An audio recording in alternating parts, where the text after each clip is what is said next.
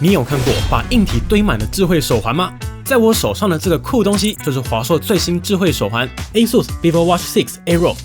嗨，欢迎回来，我是绿子。这只手环最大的亮点就是华硕在手环的两面都加上了感测模组，尤其在正面这里就可以看到华硕的招牌。透过指尖测量的光学加电学双模组，这次也整合进新一代的 VivoWatch 6 Aero。所以以手环来说，这代的 VivoWatch 6 Aero 在健康侦测功能上非常完整。华硕这支不只支援了常见的心率、压力、血氧、睡眠这些指标，重点是它也支援了手环非常少见的血压以及 ECG 心电图两种进阶侦测功能。那我们先前就有聊过，血压和心电图光是硬体支援还不够，在台湾如果想要开通这两个功能，还要拿到卫福部的认证才能合法开启。对，没错，华硕 VivoWatch 6 Aero 已经拿到了卫福部的血压和心电图认证，现在就可以直接测量。也因为如此，你别忘了，它还是一只手环呐，整机含表带只有28公克，所以在这个小小的机身内就可以做到这么多健康侦测。以手环来说，绝对算是特别的存在。不过，究竟侦测堆满的 ASUS VivoWatch 6 Aero 实际使用体验如何？我们就一起来看看吧。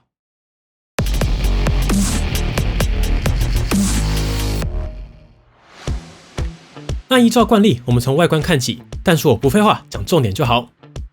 这次 VivoWatch 6 Aero 在外观上排列清晰，采用上萤幕下感测器的设计逻辑。那上面这块萤幕采用的是 1.1 寸 AMOLED， 所以显色和对比表现都不错，但官方并没有公布更多的萤幕规格讯息。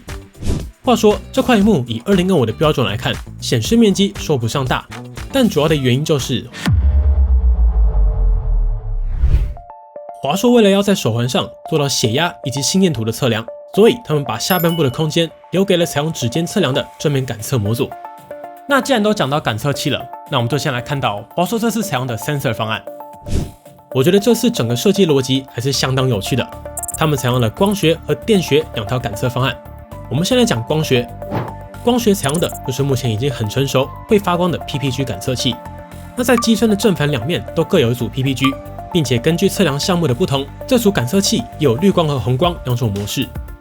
不过在 VivoWatch 6 Aero 上更特别的是，除了 PPG 光学方案，它还有另一套电学感测器，那就是前面这一圈采用渐度供应的银色方框，搭配上背面两个圆形金属触点，整个组起来就是 VivoWatch 6 Aero 的双面电学感测模组。这也是为什么华硕健康表可以做到 ECG 心电图的测量。那华硕这套双面方案有趣的地方就在这里，因为它有正反两套 sensor 嘛，所以当你佩戴在手上的时候，背面的光学感应器同样可以继续做到心率测量、血氧测量这些自动侦测功能。而正面这个感应器则是在需要精准手动测量的时候，你可以轻轻的把手指放上去，就可以同时使用正反两个模组协同完成更精准的测量。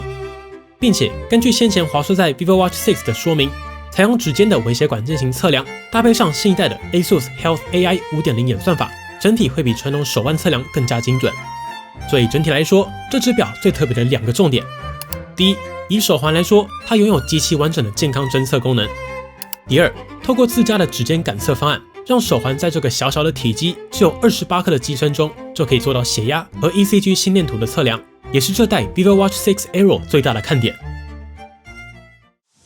而在用料上，这代采用的是玻璃面板搭配塑胶表壳。防水性能上 ，VivoWatch 6 Aero 同样支援了5 ATM， 也就是水下50公尺的防水等级。那比较特别的是，华硕这次在盒装内就直接提供了2种颜色的表带，可以根据喜好自由替换，并且别忘了，包括先前推出的 VivoWatch 6以及这次新出的 VivoWatch 6 Aero 两款手表和手环都是 Made in Taiwan 台湾制造，现在还看得到 MIT 印在盒子上，只能说令人感动。那不只是 MIT 哦，华硕这个系列的演算法和软体也都是台湾团队自研。就是先前华硕就说过，这个系列就是想让台湾有智慧医疗、智慧健康的技术储备。接下来我们就进入到重点 ，VivoWatch 6 Aero 的实际体验到底如何？那依照智慧穿戴的惯例，我们同样会分为健康侦测和智慧功能两大类来看。首先看到健康侦测，这次 VivoWatch 6 Aero 主要支援心率、脉搏指数、血氧、舒压指数4种自动侦测功能。而在测量间隔上，经过我们实测，脉搏指数可以手动设定最短5分钟侦测一次；而在心率、血氧上，目前并无法手动设定测量频率。在我们的测试中，心率通常是10分钟自动测量一次，但在睡觉的时候，官方设定对自动缩短间隔，变成每分钟测量一次。而血氧则都是每小时自动测量一次。我想这样的设定主要应该还是续航力考量。那这支的续航力表现的确是真的不错，但我个人还是会希望可以提供更高的侦测频率可选，甚至是加入全天连续测量的选项，这对有心率提醒需求的朋友来说也会更加实用。此外 ，vivo Watch 6 Aero 也支援睡眠记录功能，在 App 中可以清楚看到，系统会记录下包括清醒、REM 快速动眼期、浅眠、深眠4个状态的分布时间，产出的睡眠记录图算是相当直观。另外可以看到，在数据图下面有2条曲线，紫色这条就是睡眠期间的血氧浓度变化，那一样是每小时测量一次，无法调整。绿色这条是心率变化，根据官方资讯，最短可以做到每分钟测量一次。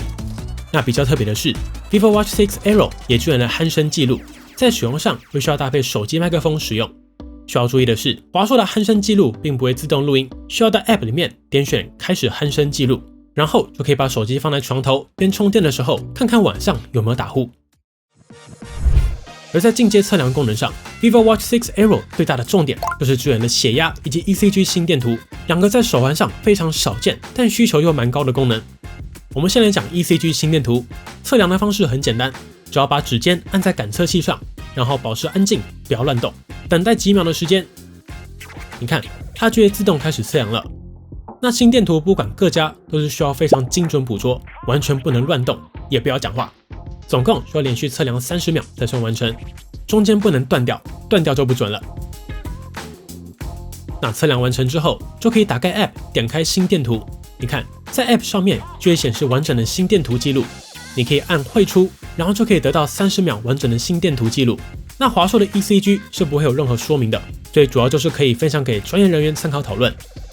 而在血压测量上，在第一次使用之前，记得要用准的、有定期校正过的血压计校正过一次，不管是手臂式、隧道式血压计都可以。之后每个月也都要定期校正过一次。那在校准之后，就要把手指头按在正面感测器，同样大约30秒的时间就可以完成测量。好，测完了，你看手环上可以直接显示最高和最低2个指标。那在 App 里面也可以看到完整的血压测量记录。不过因为医材有法规限制，我们并无法在节目上针对准确度进一步分享。但是有兴趣的朋友，推荐可以去现场体验看看。好，健康侦测先说到这里，我们就接着来看 vivo Watch 6 Aero 的智慧功能体验如何。我们先从萤幕看起 ，vivo Watch 6 Aero 搭载了 1.1 寸的长形 AMOLED 的萤幕，解析度来到126×194，但并不支援常亮模式，所以你可以透过触摸萤幕点亮萤幕，或是当你抬手的时候，萤幕就会自动亮起。然后记得，华硕预设只有早上7点到晚上10点抬手才会亮萤幕，可以避免睡觉时间萤幕亮起干扰睡眠。但如果你比较早起，不需要24小时都有抬手亮萤幕的功能，记得要在 App 里面手动设定。话说 vivo Watch 6 Aero 加上了拍一下关闭萤幕的手势，非常实用。而在连接上 ，vivo Watch 6 Aero 搭配的是华硕自家的 ASUS Health Connect App，Android 和 iOS 都有支援，所有的记录都可以在 App 查看。也可以透过 App 调整手环设定。值得一提的是，如果你有在用 Google Health Connect、Google Fit 或是 Strava， 也可以把华硕手环的资料同步到这3个平台。而在续航力表现上，这算是 vivo Watch 6 Aero 的强项之一。在预设的10分钟侦测一次的选项下，然后把该开的自动侦测、App 通知提醒都打开，从100%掉到80%，总共用上了38小时27分。所以换算起来 ，vivo Watch 6 Aero 至少可以用上6到7天左右。所以几乎是没有电量焦虑的，只要趁洗澡拿下来的时间，稍微充个10到15分钟就完全够用，用不完了。而在充电上，拥有140毫安时电池的 vivo Watch 6 Aero 采用的是磁吸充电，简单直觉。实测充电速度在5%到100%的充电测试中，半小时充满50%，1个小时充满77%，完整充满1小时27分，速度也 OK， 基本上就是每天充个10到15分就几乎用不完了。而在系统体验上 ，vivo Watch 6 Aero 的操作逻辑也很简单，主画面往下拉就是通知讯息，你可以在 App 里面选择哪些 App 的通知要跳到手环上，那一样是选择重要的就好，不要全选。接着在主画面上滑就是工具选单，这里有各种手动测量、运动记录、步数记录、闹钟、码表、计时器、控制手机拍照、番茄钟、世界时钟、音乐等等。你也可以调整表面。不过目前华硕在 App 里面提供的表面选项不多，期待可以再继续更新，但依旧可以客制化自己喜欢的图片。除此之外你也可以透过 App 管理放在主画面的功能，例如放上血压、心电图、血氧、音乐、室内跑步、闹钟、码表、亮度等等。那当你左右滑动，就可以快速切换到你想要测量或是调整的项目。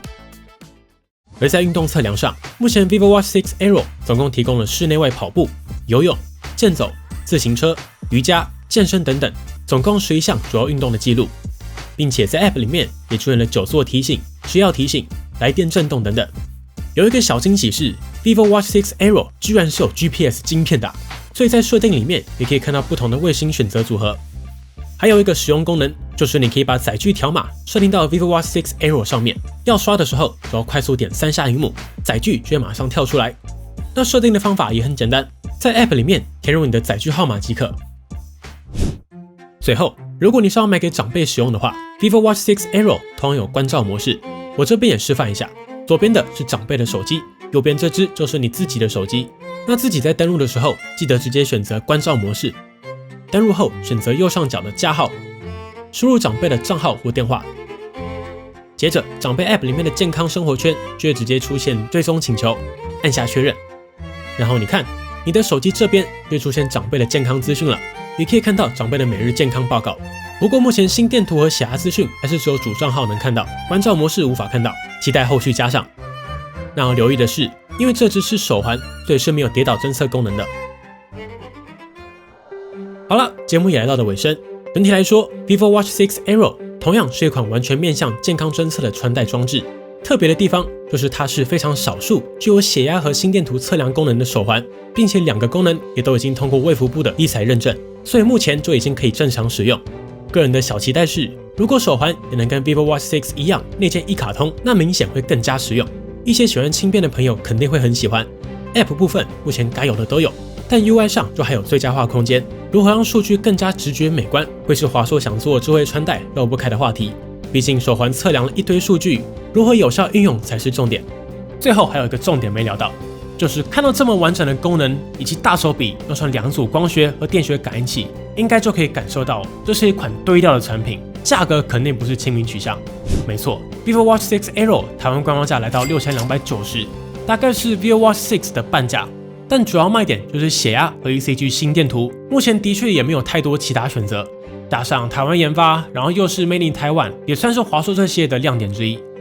不过还是必须说，虽然 Vivo Watch 系列的侦测硬体很强，健康侦测很完整，但智慧功能还是需要再加倍用力。例如先前在 Vivo Watch 6就有提到的一键反选所有 App 通知，到目前为止依旧只能一个一个反选。在我先前的建议都希望可以陆续更新出来。总之，华硕这个系列在理念上我是真的蛮支持的。可以看到 Vivo Watch 系列很努力的找到自己在智慧穿戴领域的定位，而做出差异化，并且坚持台湾自研。总之，继续迭代更新吧。好了，本期的节目就先到这里，尽量把重点都浓缩进来了，希望大家还看得开心。如果还有任何问题或是帮你推荐没说到的，欢迎底下留言一起讨论啦。